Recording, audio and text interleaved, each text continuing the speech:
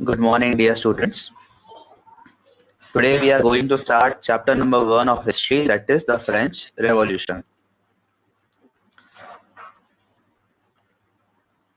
Okay. So first of all, we will see what is the meaning of revolution. Okay. So this is a cutting from the Google. Okay. If you Google what is revolution, you will see a forcible overthrow of a government or social order in favor of a new system. ठीक है, इसको अगर मैं हिंदी में translate करूँ revolution को, तो revolution का मतलब होता है तख्ता पलट कर देना। यानी कि जो गवर्नमेंट का ऑर्डर चल रहा है, जिस तरीके की गवर्नमेंट चल रही है, उस तरीके की गवर्नमेंट को हटा के नई तरीके की गवर्नमेंट ले आना। ठीक है, जिसको हम रेवोल्यूशन बोलते हैं। सो जैसे कि हमारे चैप्टर का नाम है फ्रेंच रेवोल्यूशन, यानी ये जो कहानी है आपकी फ्रांस की है। ठीक है, फ्रांस के रहने वाले लोगों को हम फ्रेंच कहते हैं। ठीक है, तो फ्रांस में ऐसा क्या हुआ कि वहां पे जो है गवर्नमेंट का ऑर्डर चेंज हो गया, तख्ता पलट हो गया। ठीक है, हम इस स्टोरी में देखने वाले हैं। पहले हम एक समरी देखेंगे स्टोरी की, उसके बाद हम देखेंगे कि उसके कॉजेस क्या रहे, कि क्या ऐसा हो गया फ्रांस में, इसके कारण रेवोल्यूशन आ गया वहां पर। Okay, so let us start the chapter. So this is a brief summary, पूरी चैप्टर एक समरी टाइप आप बोल सकते हैं कि क्या हुआ फ्रेंच रेवोल्यूशन में। So on the morning of 14 July 1789 the city of Paris, Paris is the capital city of France, was in the state of alarm.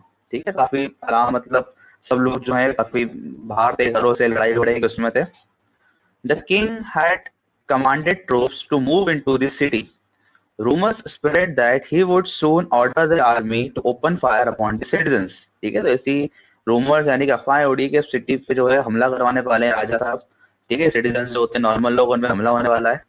Some 7,000 men and women gathered in front of a town hall and decided to form people's militia। और कुछ 7,000 आज के आसपास आदमी और औरतों ने क्या किया, एक अपनी इकट्ठा किया अपने आप को, एक आर्मी बनाई, उसको बोलते हैं मिलिशिया। मिलिशिया मतलब एक नॉन ऑर्गेनाइज आर्मी, एक छोटी मोटी आर्मी से हथियार हथियार नहीं है अभी। They broke into a number of government buildings in search of arms. तो वो लोग हथियार ढूंढ रहे थे हर जगह अपने लिए। Finally, a group of several hundred people marched toward the eastern part of the city and stormed into the fortress prison, the Bastille। ये नाम आपको याद रखना होगा। ठीक है, Bastille, क्योंकि नाम बहुत बार आएगा इस चैप्टर में। ठीक है, आप देख सकते हैं Bastille हियर। ठीक है, तो Bastille क्या है, वहां के एक प्रिजन का नाम है, जेल का नाम है। ठीक है, अब जेल को ये लोग क्या करेंगे आप देखना। जेल में जो आपको पता होगा कि बहुत सारे कैदी होते हैं, तो उनको प्रोटेक्ट करने के लिए जो सिपाही होंगे उनके पास हथियार भी होंगे। तो ये लोग क्या करा, इन लोगों ने बेस्टिल वहाँ का एक प्रिजन है, फोर्ट्रेस का प्रिजन है। ठीक है, उसमें घुस गए ये लोग हथियार ढूंढने। Where they where they hope to find hoarded ammunition. In the armed fight that followed the commander of the Bastille was killed and the prisoners release. तो यहाँ पे क्या किया इन लोगों ने कि ये लोग जैसे ही बेस्टिले में घुसे, ठीक है, वहां के आर्मी के जो कमांडर थे, जो वहां का बेस्टिले कमांडर था, संभालता था, उसको मार दिया, और प्रिजनर्स जो वहां पे थे उनको रिलीज कर दिया गया। The day that followed saw more rioting both in Paris and the countryside. Most people were protesting against the high prices of bread। तो उस समय प्राइसेस जो थे, ब्रेड का मतलब यहाँ पे रोटी से है। ठीक है, जो वहाँ पे मेन जो है ब्रेड होती है, ब्रेड बोला जाता है वहाँ पर रोटी को। Much later, when historians looked back upon this time, they saw it as the beginning of a chain of events that ultimately led to the execution of the king in France। और इस story का and कैसे होगा कि वहाँ के king को जो है लोग खुद ही मार देते हैं। ठीक है, आप बात कर रहे हैं हम लोग 1789 की, उस टाइम पीरियड पे एक खुद किंग को जो है खुद के ही लोग मार देंगे, बहुत ही बड़ी बात हुआ करती थी। इसीलिए फ्रेंच रेवोल्यूशन एक वर्ल्ड हिस्ट्री का बहुत ही खतरनाक चैप्टर है, बहुत ही बड़ा ऐतिहासिक चैप्टर है जो हमें पढ़ना चाहिए। ये देख सकते हैं आप लोग फोटोग्राफ ऑफ बेस्टिले, ये देख सकते हैं आप, प्रिजन है वहां पर, इसको जला दिया गया है, लोगों को देखो तोप मार के तोड़ रहे हैं इसे, स्टॉर्मिंग ऑफ द बेस्टिले।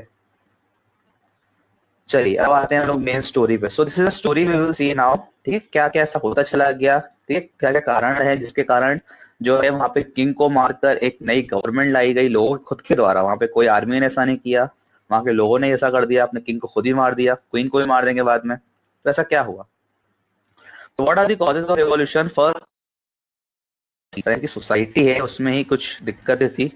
ठीक है, देखें क्या दिक्कत थी। सो इन 1774, ठीक है, 15 साल पहले पहुंच गए हम लोग, अब 1789 में हुआ था revolution. So starting 15 years ago. So Louis 16, king का नाम याद रखिएगा आप लोग, किंग का नाम क्या है आपके, लुइस 16। ठीक है, ये 16 लिखा है रोमन नंबर्स में। ऑफ द बर्बन फैमिली, तो खानदान का नाम है बर्बन फैमिली है। Extended the throne of France. Upon his accession, the new king found an empty treasury. Long years of war had drained the financial resources of France. तो जब ये king अपने किंगशिप पर आया, जब उनको राजा बनाया गया, तो इनके जो आप बोल सकते हैं ट्रेजरी, जो इनके पास जो वो था पैसा था, वो बिल्कुल खाली था, क्योंकि जो है वापस प्लस इनके जो पहले के राजा थे वो वॉर में लगे हुए थे, वॉर में लगने के पैसा तो लगेगा ही। Under Louis XVI, France helps the 13 American colonies to gain independence from the common enemy Britain. उस समय चलता क्या था, ब्रिटेन और फ्रांस। अगर हम इंडियन हिस्ट्री पढ़ेंगे तो इंडिया में पहले ब्रिटेन आया, फिर फ्रांस आए, फिर दोनों में काफी लड़ाइयाँ हुई, तो ब्रिटेन फ्रांस में लड़ाइयाँ चलती रहती थी। जो लड़ाई अमेरिका में भी चल रही थी, ठीक है, अमेरिका में बहुत जगह राज था ब्रिटेन का, और ब्रिटेन को वहां से हटा हटा के फ्रांस ने हटा दिया। तो वही बात लिखी है यहाँ पर। The war added more than a billion leverage. Leverage का मतलब आप समझ लीजिए यहाँ पे, क्योंकि आगे भी आएगा ये, ठीक है। जैसे हम इंडिया में यूज करते हैं रुपीस, ठीक है, तो उस समय फ्रांस की जो करेंसी है वो क्या है, लिवरेज है, ठीक है। ये वहाँ की रुपी, हमारे यहाँ की रुपी की तरह मान लीजिए, वहाँ की करेंसी का नाम है लिवरेज। टू अ डेब्ट that has already risen to more than 2 billion leverage, ठीक है। तो उनके ऊपर जो कर्जा है वो 2 बिलियन लिवरेज के आसपास पहुंच चुका है फ्रांस के ऊपर, यानी बहुत ही जो है कर्जे में चल रहा है France. To meet its regular expenses such as the cost of maintaining army, the court, running government offices और university, there the state was forced to increase taxes, ठीक है। तो पैसा स्टेट को लाने के लिए कहीं से तो लाना पड़ेगा, तो स्टेट और किंग ने क्या डिसाइड किया कि हम लोग क्या करते हैं, टैक्स को इंक्रीज करते हैं। सोसाइटी, ठीक है, ये एक सोसाइटी जो बटी हुई थी वहां पे, जैसे हमारे इंडिया में कास्ट सिस्टम था, फ्रेंच सोसाइटी इस तरीके से बटी हुई थी। सबसे ऊपर आते थे वहां पर क्लर्जी, ठीक है। क्लर्जी का मतलब होता है वो लोग जो चर्च से जुड़े हुए होते हैं, ठीक है, पादरी लोग जिसको आप बोल सकते हो, चर्च की सेवा वेवा करते हैं। सबसे ऊपर आते थे सोसाइटी में ये लोग, clergy. Next is nobility. Nobility का मतलब हो गया आपके मंत्री, जो गवर्नमेंट में लोग होते हैं आपके, ठीक है, the people who are in the government, जो गवर्नमेंट में है आपके, बोल सकते हैं आप लोग हिंदी में नेता लोग, मंत्री लोग, ठीक है, अधिकारी जितने जिसको आप बोले, नोबिलिटी। उसके बाद आते थे कॉमन पीपल में भी 3 डिविजन थे, ठीक है। सबसे ऊपर आते हैं आपके कॉमन सिटीजन में रिच, ठीक है, big businessman, merchant, court official, lawyer etcetera. फिर आते हैं आपके मिडल मैन, ठीक है, पीजेंट्स एंड आर्टिसन। फिर आते हैं आपके थोड़े पुअर सेक्शन, ठीक है, small peasants, landless labour and servants. अब इन तीनों में अंतर क्या था, आप देख सकते हैं यहाँ पर ही लिखा हुआ peasants made up about 90% of the population. तो इस पूरी पॉपुलेशन का अगर हम मिला 90% पॉपुलेशन जो इसकी है, मिडिल और लोअर क्लास की है, ये लोग बहुत कम है सोसाइटी में। However, only a small number of them owned the land they cultivated. तो इन लोगों की पॉपुलेशन सबसे ज्यादा है, ठीक है, सबसे ज्यादा जनसंख्या इन लोगों की है, उसके बाद में सबसे कम लैंड इनके पास है। About 60% of the land was owned by nobles and the church and the other rich member of the third estate. So आप जो देख सकते हैं क्लर्जी, नोबिलिटी और ये फर्स्ट वाला पार्ट, ठीक है, फ्रांस की 60% लैंड इन तीनों के पास है, और आप ये जो है 10% पॉपुलेशन है फ्रांस की बस, ठीक है। तो इसको अगर सिंपल भाषा में बोले तो फ्रांस की 60% लैंड, ठीक है, ये किसके हाथ में, 10% लोगों के हाथ में। और फ्रांस की बच्ची कुछ 40% लैंड ये है वहां के 90% लोगों के हाथ में। सो बहुत ही ज्यादा जो है डिफरेंशिएशन है वहां पर। चलिए आगे देखते हैं, ठीक है। The member of the first 2 states, that is the clergy and the nobility, enjoyed certain privileges by the birth. The most important of these were exemption from paying taxes to the state. The church to extracted its share of taxes called tithes, ठीक है। सो क्या करते थे, ये आपके जो starting के 2 हैं, क्लर्जी और नोबिलिटी, इनको टैक्स पे नहीं करना पड़ता था, और क्लर्जी तो बल्कि और अपना खुद का टैक्स लेती थी इनसे, ठीक है। The church too extracted its share of taxes called tithes, और जो टैक्सेस क्लर्जी लेता है उसको थिथिस बोलते थे ये लोग। From the peasants and finally all member of third state had to pay taxes to the state. So आप देखिए, एक तो सबसे ज्यादा जमीन नोबिलिटी और क्लर्जी के पास, और इनको टैक्स भी पे नहीं करना, तो मतलब कितना डिवीजन सोसाइटी में बना हुआ था। और इन लोगों के पास जमीन भी नहीं है, पैसा भी नहीं है, टैक्स भी इनको पे करना है, ऊपर से इनको टैक्स इनको अलग से पे करना है, क्लर्जी को, सरकार का तो करना ही है और क्लर्जी को अलग करना है। Next is high demand and high prices of food. The population of France rose from about 23 million in 1715 to 28 million in 1789. So here you can see a rise in the population. ठीक है, population बढ़ गई, सीधा 5 million बढ़ गई कुछ सालों में। This led to a rapid increase in the demand for food grains. अब लोग बढ़ेंगे तो खाने वाले लोग बढ़ गए, ठीक है। पर जमीन तो आपके पास, जो आपके रिसोर्सेस हैं आपके पास उगाने के लिए, वो तो सेम ही रहेंगे हमेशा ही, ठीक है। So the production of food grains could not keep pace with the demands, और जो प्रोडक्शन था उनका उनका उतना ही रह गया, डिमांड बढ़ती चली गई। सिंपली क्या होगा, जब जब भी डिमांड बढ़ती है और आपकी सप्लाई उतनी ही रह जाती है, ठीक है, पॉपुलेशन बढ़ गई यानी कि आपको खाने की डिमांड बढ़ चुकी है, ठीक है, पर आपकी जो सप्लाई है, सप्लाई अभी भी कम है, उतनी है। इससे क्या होता है, आपके जो फूड ग्रेन्स है उनकी प्राइसेस क्या हो जाएगी, बढ़ जाएगी, ठीक है, वही होगा फ्रांस में भी, ठीक है। This led to rapid increase in demand for food grains. Production of grains could not keep pace with the demand, so the prices of bread, which was the staple diet of the majority rose rapidly. Most workers were employed as laborers in workshops whose owners fixed their wages, but wages did not keep pace with the rising in prices. So the gap between the poor and rich widened. तो हुआ क्या, एक तो demand बढ़ गई food grains की, उनकी price बढ़ गई, ठीक है, और उसके बाद जो वर्कर्स की सैलरी थी वो नहीं बढ़ी उस हिसाब से, उनकी सैलरी उतनी रह गई, उसके बाद टैक्स भी पे करना है, उन्हें तिथिस भी पे करना है क्लर्जी को, तो उनको लाए कहाँ से पैसे, अपना खाना भरें, अपना पेट भरें उसी पैसों में से, ठीक है, यहाँ जो है अपना टैक्स बने। सो जो गरीब और रिच के बीच में जो गैप होता है बढ़ता चला गया, गरीब गरीब होते चले गए, अमीर अमीर होते चले गए। And upsurging young middle class. Peasants and workers had participated in revolts against increasing taxes and food security, but they lacked the means and programs to carry out full-scale measures that would bring about a change in the social and economic order. So peasants और worker ने revolt तो किया, पर उसके बाद उनकी इतनी सुनी जाती नहीं थी उस समय पर, ठीक है, वो चाहते थे कि जो है या तो ब्रेड के जो हैं दाम कम हो या उनका टैक्स कम लिए जाए। This was left to those groups within the third states who had become prosperous and had access to education and new ideas.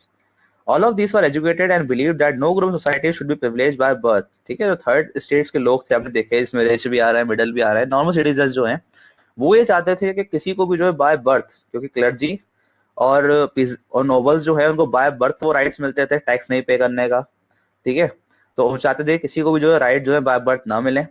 Other a person social position must be depend on his merit. ये जैसे हमारे India में caste system जो चलता है वो by birth चलता है, अगर आप ब्राह्मण है तो you are by birth, so that system is always wrong, ठीक है, बाय बर्थ किसी को भी ऊपर नीचे नहीं होना चाहिए सोसाइटी में, ऊपर या नीचे। These ideas envisaging a society based on freedom and equal laws and opportunity for all. तो वो चाहते थे कि सारे लोग, यंग मिडिल क्लास लोग, एक ऐसी सोसाइटी बने आपके फ्रेंड्स में, ठीक है, जहां पर जो है इक्वल फ्रीडम हो सबको, इक्वल लॉस मिले एंड अपॉर्चुनिटी सबको मिले एक जैसी। ऐसा नहीं कि सारी अपॉर्चुनिटी क्लर्जी और नोबिलिटी को ही मिल रही है कमाने की, उन्हीं उन्हीं को पैसा मिल रहा है, ऐसा नहीं होना चाहिए। वह put forward by philosophers such as John Locke. ये जॉन लॉक बहुत ही बड़े फिलोसोफर है, वर्ल्ड में सबसे पहले किसी ने इक्वल लॉस की अगर बात की हो, राइट्स की अगर बात की हो, तो जॉन लॉक ही थे, ठीक है, और इनके साथ में एक और नाम आता है जॉन जैकस रोसोयू, ठीक है, ये दोनों बहुत ही बड़े फिलोसोफर है उस टाइम के। न्यू लिबरल आइडिया, ठीक है, तो इनके इनके बोलने के कारण एक आइडिया आया फ्रांस में कि हाँ यार मिल सकता है, ठीक है, और उसके बाद क्या हुआ देखते हैं हम लोग। Rousseau carried the idea forward, proposing a form of government based on social contract between people and the representatives. In the spirit of laws, Montesquieu, ये सब थिंकर्स के नाम है, रोसोयू, Montesquieu, proposed a division of power within the government between the legislative, the executive and the judiciary. अब देखिए नया model लेकर आए गवर्नमेंट का, ये चाहते हैं कि किंग जो है सारी पावर किंग के पास ना हो, उसकी पावर जो है बढ़ जाए, किसमें, लेजिस्लेटिव में, एग्जीक्यूटिव में और जुडिशरी में, ठीक है, और ये मॉडल क्या है, इसमें बात हो रही है डिवीजन ऑफ पावर की, किंग की पावर जो है बांट दी जाए, ठीक है। This model of government was put in the force in the USA. अब आप देखिए जिसको आजाद करवाया है फ्रांस ने, यूएसए को, ठीक है, यूएसए ने फ्रांस से पहले ये मॉडल अपना लिया, ठीक है, अपने आप को जो फ्रीडम कर लिया, अपनी पावर जो किंग के हाथ में ना देके उन्होंने जो है लोगों के हाथ में दे दी। After the 13 colonies declared their independence from Britain, the American Constitution and its guarantee of individual rights was an important example for political thinkers in France. अब फ्रांस के लोग सोच रहे हैं कि हमने इसको आजाद करवाया, उसने हमसे आगे बढ़ के पहले जो इंडिविजुअल राइट्स, लोगों को राइट्स दे दिए, ठीक है, लोगों को राइट्स के साथ साथ लोग उन्होंने जो है एक अच्छा गवर्नमेंट का मॉडल नया बना लिया। सो एक नया आइडिया निकल के आया वहां से, आउटब्रेक ऑफ द रिवोल्ट। अब देखिए बहुत कुछ गलत चल रहा है पीजेंट्स के साथ, ठीक है, पीजेंट्स को जो है खाने का प्राइस बढ़ गया है, टैक्स बढ़ चुके हैं उनके ऊपर, क्लर्जी और नोबिलिटी को टैक्स भी नहीं बनना है और उनकी जो दिक्कत भी नहीं है, उनको टैक्स अलग से मिलता है। सो एक रिवोल्ट तो होने ही वाला था, और क्या होगा इसमें, और आग में मसाला किसने डाला। In France, monarch cannot take decisions on increasing taxes. Rather, he has to call a meeting of general states to pass a resolution. On 5th May 1789, Louis XVI called together an assembly of the general states to pass proposals for the new taxes. तो एक क्या बोल सकते हैं, king के नीचे एक मंत्रिमंडल इसको बोल सकते हैं, इसको बोलते हैं स्टेट जनरल, ठीक है, क्योंकि किंग क्या है, अकेले टैक्स पास करने, टैक्स बढ़ाने का जो लॉ पास नहीं कर सकता, उसको एक स्टेट जनरल की मीटिंग बुलानी होती है। ठीक है, स्टेट जनरल की मीटिंग, और स्टेट जनरल और किंग मिलकर ही डिसाइड करेंगे कि टैक्स कितना बढ़ाना है। रिप्रेजेंटेंट हॉल इन वर्सिलिस, वर्सिलिस जो है वहाँ के जो कोर्ट है, जिसको हम बोलते हैं जो महल है जिसमें किंग रहता है, उसका नाम है वर्सालिस, was prepared to host the delegates. The first Andy, Andy Constantines sent 300 representatives each, who were seated in a rows facing each other on the two sides, while the 600 members of third state had to stand at the back. देखिए यहाँ पर भी कितनी division है।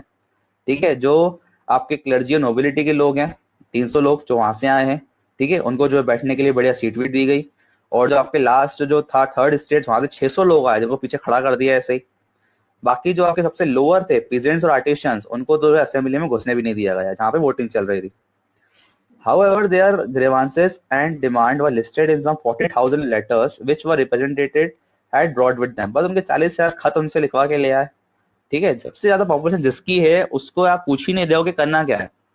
ठीक है, यहाँ पर फिर से वही बात हो गई, क्लर्जी और नोबिलिटी को भी बैठने को मिला गया, उनसे ही वोटिंग ली गई।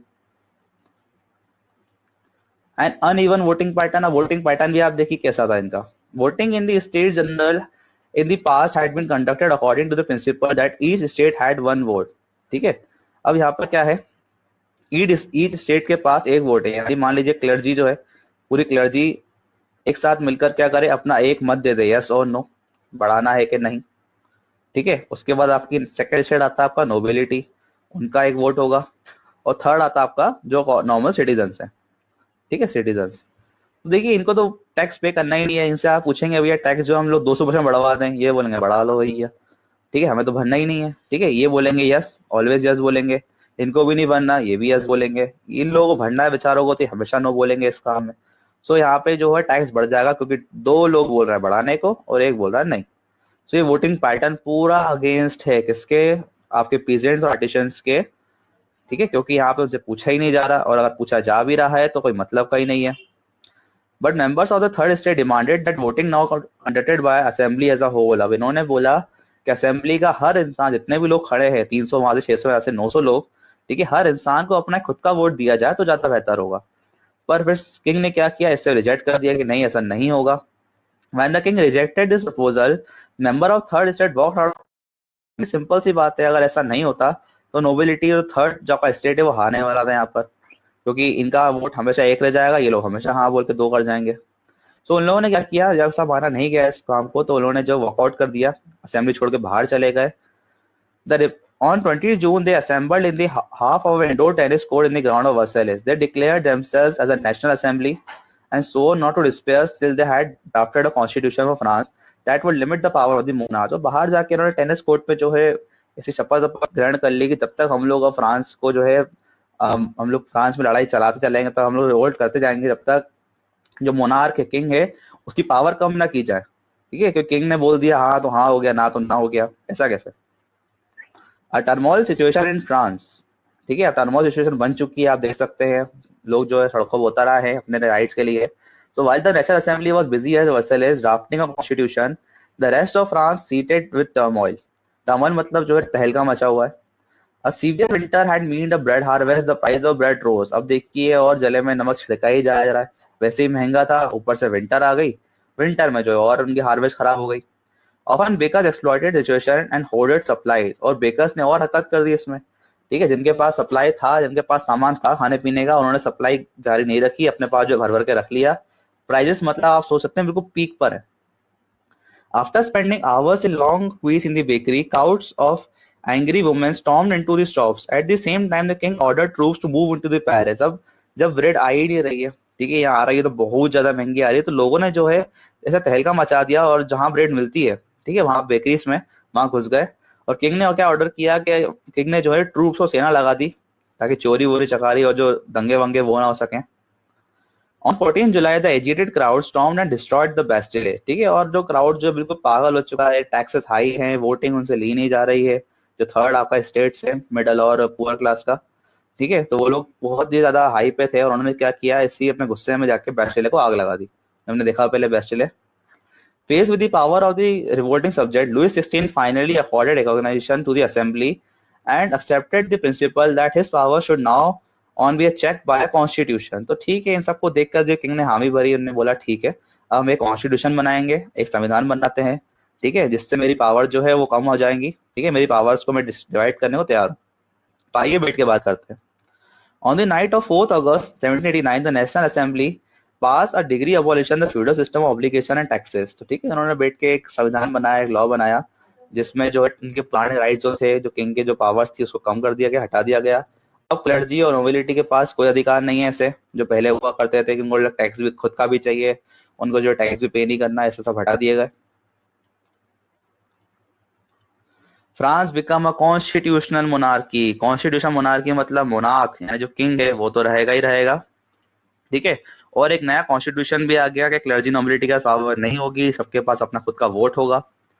The National Assembly completed a draft of constitution in 1710। Its main objective was to limit the power of the monarch।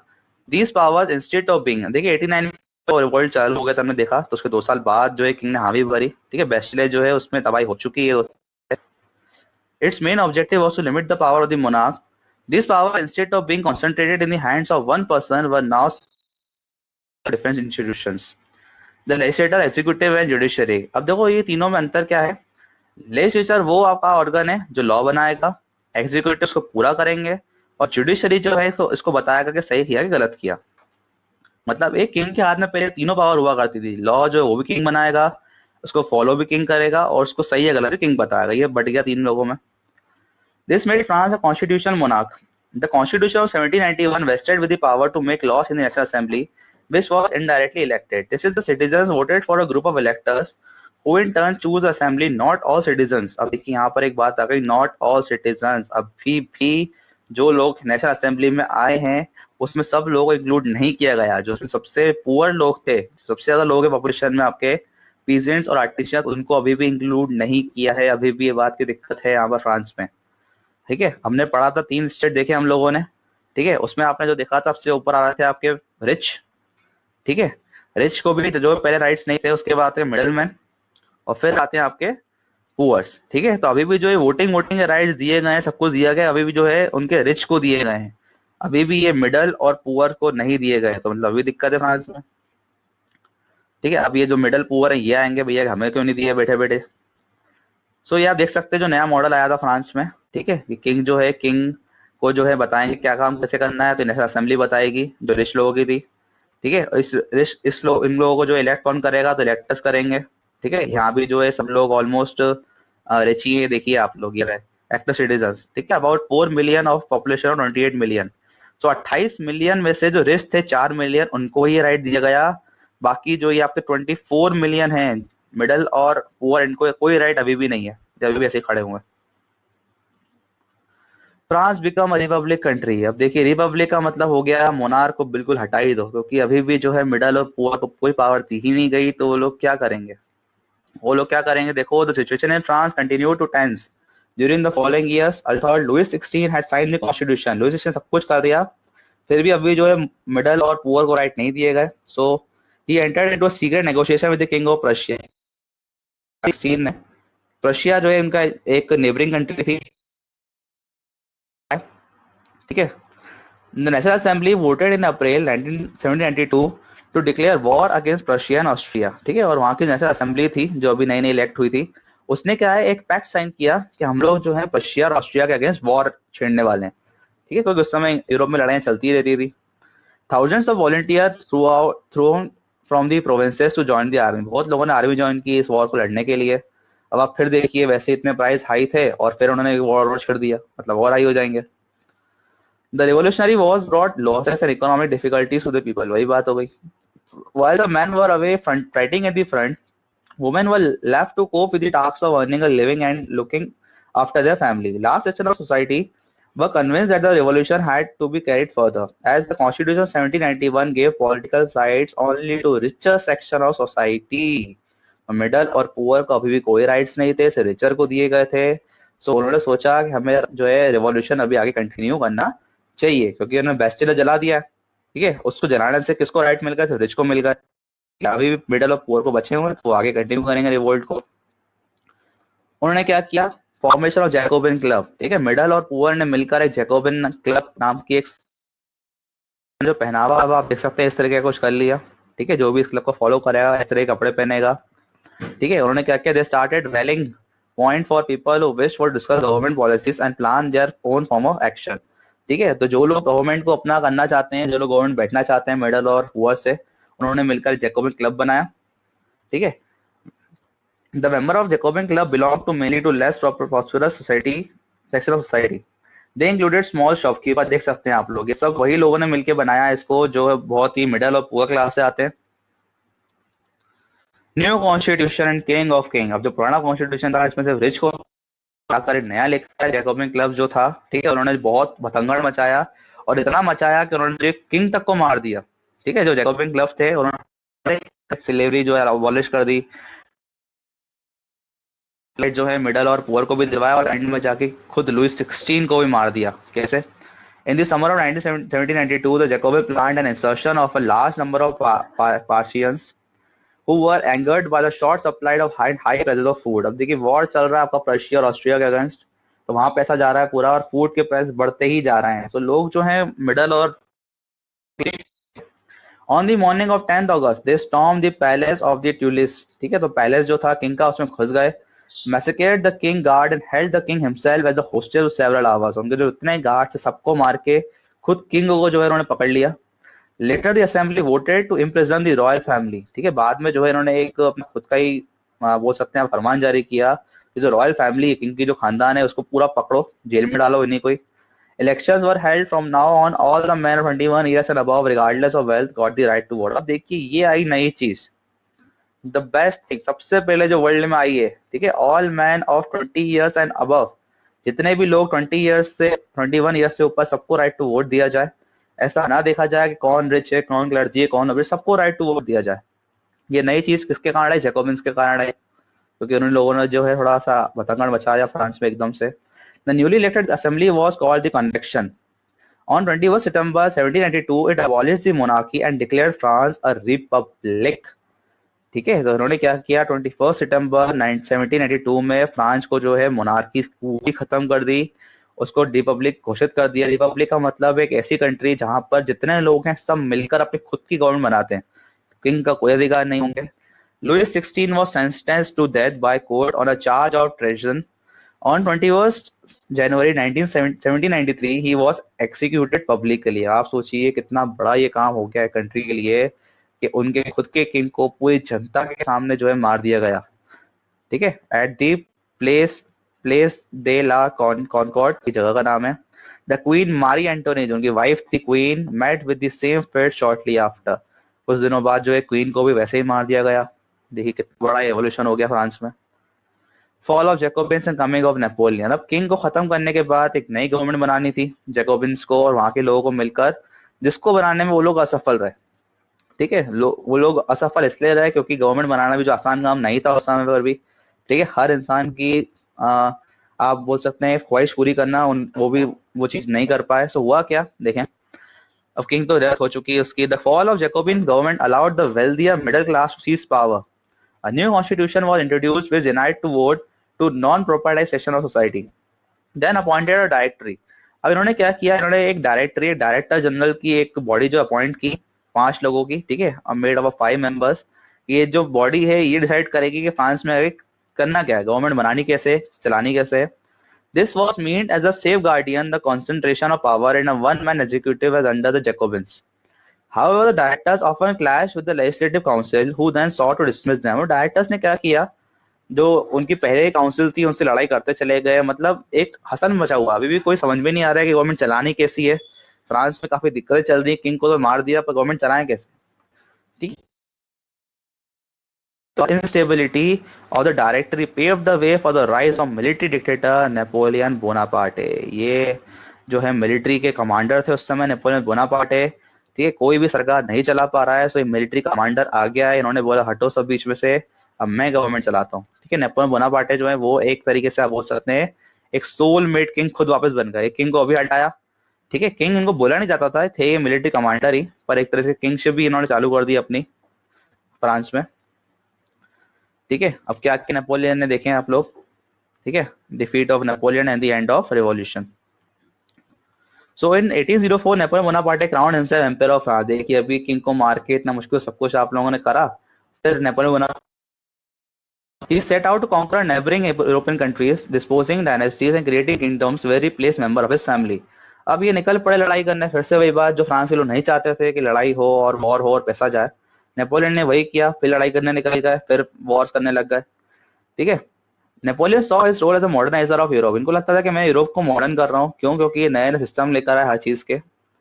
He introduced many laws such as the protection of private property and uniform system of weights and measurements provided by decimal system. So बहुत सारे नए law भी लेकर आपने साहब के ये।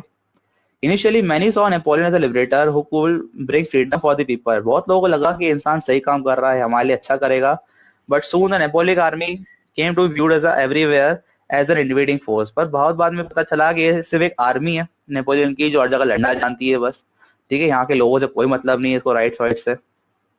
He was finally defeated at Waterloo in 1815. Waterloo एक जगह का नाम है यूरोप में, वहां पे इनकी जो डेथ हो गई नेपोलियन बोनापार्टे की लड़ते लड़ते 1815 में। Many of his measures that carried the revolution ideas of liberty and modern laws to other part of the Europe had an impact on people after Napoleon had left.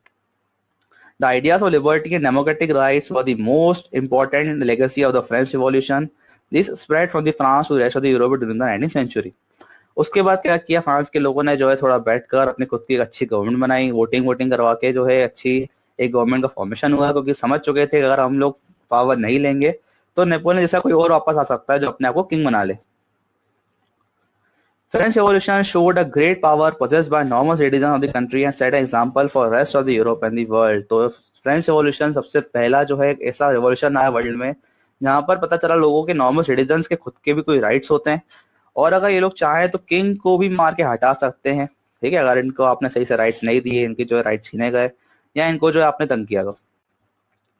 So in the last, thank you for seeing this video. I hope you all have understand well the French Revolution. ठीक है, किस तरीके से हमने start किया, पहले हमने summary देखी, ठीक है, फ्रेंच रेवोल्यूशन की। ठीक है, जल्दी उसको अगर हम रिवाइज कर ले एक बार। ठीक है, so first of all we will see Bastille का स्टॉर्मिंग, तो हमने स्टार्ट समरी देखी। ठीक, कॉजेज देखे हम रेवोल्यूशन के, हमने सोसाइटी जो थी वो बहुत डिवाइडेड थी 3 पार्ट्स में, उसमें क्या दिक्कतें थी। ठीक है, उसके बाद फूड के जो प्राइस थे वो बहुत हाई थे। ठीक है, उससे भी दिक्कतें आई। ठीक है, मिडिल क्लास जो थी, ठीक है, और जो आपके जॉन लॉक और इनके आइडियाज थे राइट और फ्रीडम के, इक्वल लॉस के, उन्होंने जो है लोगों के अंदर एक आइडिया भर दिया कैसा हो सकता है। ठीक है, फिर उसके बाद रिवोल्ट हुआ जिसमें जो है बैस्टिले को जला दिया गया। ठीक है, और उसके बाद जो एक नया कॉन्स्टिट्यूशन आया जिसको हम बोलते हैं, ठीक है, जिसको हमने नाम क्या दिया था आपका, कॉन्स्टिट्यूशन मोनार्की। ठीक है, कॉन्स्टिट्यूशन मोनार्की आई। ठीक है, जिसमें जो राइट्स उसको दिया गया वोटिंग के, सिर्फ रिच को, मिडिल पुअर को हटा दिया अभी भी। ठीक है, उसके बाद मिडल और पुअर आए, उन्होंने रिवोल्ट किया और फ्रांस को क्या बना दिया, रिपब्लिक कंट्री, और फिर किंग को मार दिया। ठीक है, जैकोबिन क्लब बना। ठीक है, and killing of king. Next देखा हमने कि उसके बाद गवर्नमेंट नहीं चला पाए। ठीक है, उसके बाद कौन आया आपका नया, नेपोलियन बोनापार्टे, जो खुद किंग बन गया फिर से। ठीक है, उसके बाद वो हार जाते हैं वाटरलू में जाके आपके, और उसके बाद फ्रांस की नई गवर्नमेंट बन जाती है। ठीक है, सो this is the story of France and French revolution. I hope you all have liked it. Thank you.